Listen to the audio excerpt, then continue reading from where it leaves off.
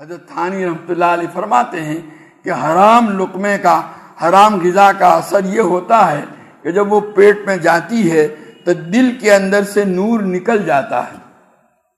آدمی کی طبیعت میں سستی اور کسل پیدا ہو جاتا ہے، یعنی عبادت کے لیے طبیعت میں نشاط نہیں رہتا، برے خیالات، برے گناہوں کے خیالات آتے ہیں، اور جو ہے طبیعت نیکی کی طرف سے ہٹ جاتی ہے۔ یہ گویا حرام لقمے کا اور حرام غذا کا قدرتی اثر ہے۔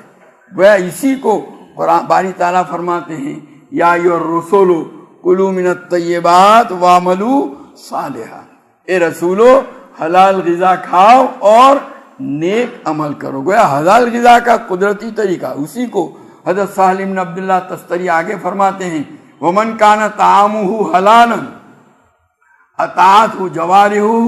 ووفق للخیرات،